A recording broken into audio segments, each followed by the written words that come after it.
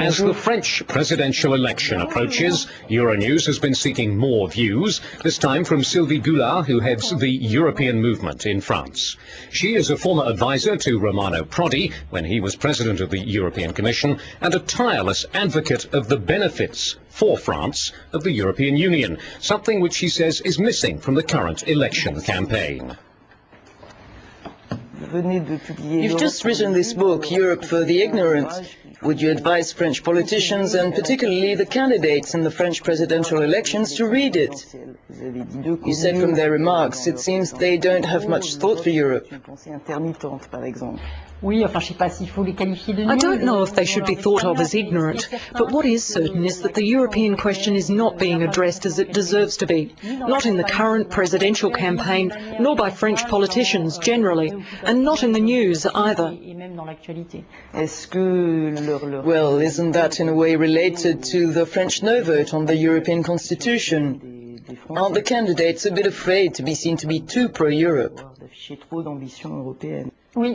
Yes, but you can turn that question around. I believe that the no vote came about because of how the politicians are, because it's still the same people on the political scene as 2 years ago. At that time, they didn't have the courage to support the idea of Europe in all its richness and diversity and with all its problems.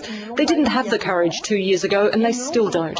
It should also be said that we really don't know what the French people wanted when they rejected the Constitution in that referendum. The no vote came from a diverse mixture of different positions, from a rejection of globalisation on the one hand, to a right-wing desire to preserve French sovereignty, so there wasn't just a single response to a particular concern. What is very revealing in this election campaign is the ignorance that is being displayed about the economic realities of the modern world.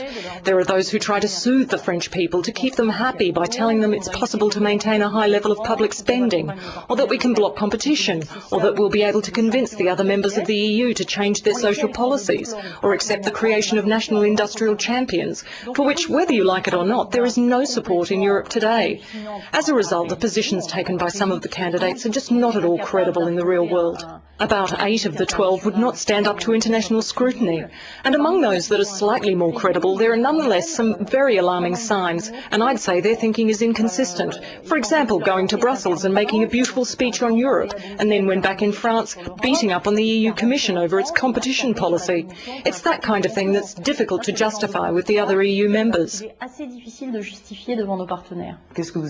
Exactly what would you hope for from a future president with regard to Europe? Firstly, a great deal of courage. They'd need to explain to the French that what they did in 2005 was to shoot themselves in the foot, and that even those who voted no and who hoped by doing that to change Europe's direction, in fact gained nothing with their no vote.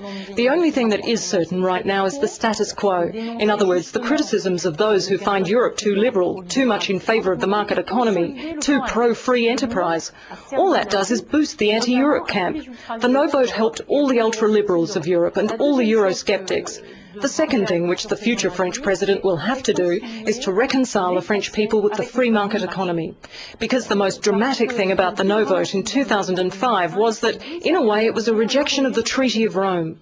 You can criticise the free enterprise system, which has its faults, but which also has good aspects. But the kind of economic caricature, the exaggeration that forms the basis of the economic debate in France has to end. It affects France's credibility not only in Europe, but worldwide. So what are the indications for the future?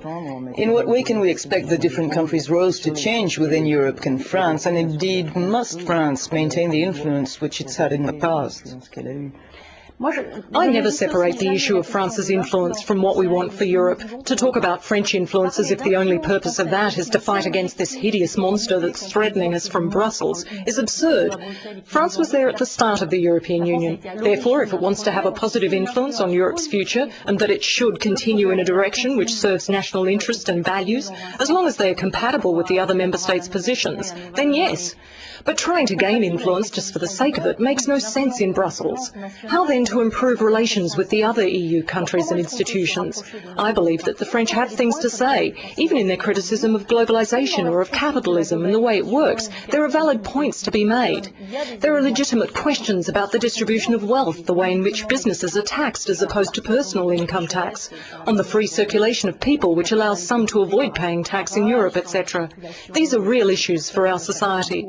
But the French simply need to raise the problems in a more realistic way if they want the rest of Europe to listen to them.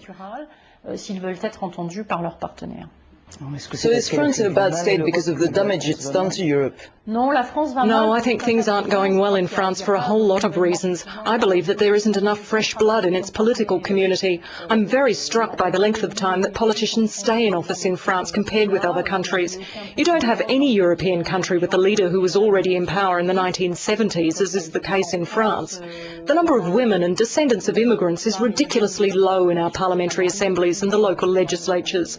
The country needs major renewal. It needs to realise that the world has changed, that the French language is not anymore what it was, but that France continues to have things to say and to be listened to when it says them in a less blunt way than with the no vote in 2005. D'une manière un peu moins brutale qu'elle ne l'a dit en 2005.